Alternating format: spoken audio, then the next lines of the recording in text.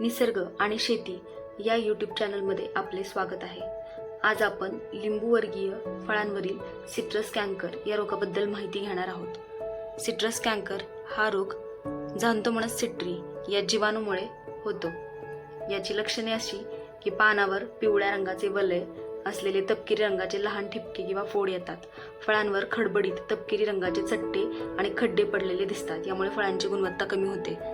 तसेच फांद्यांवरही तुम्हाला अशा प्रकारचे चट्टे आणि खड्डे दिसू लागतात. त्यामुळे फांद्या सुकतात आणि फळांची गुणवत्ता कमी होते. याचा प्रसार हवेतील दमटपणा, तापमानातील वाढ, वारा, पाऊस, मजूर तसेच अवजारांशी संपर्क आल्यामुळे होतो.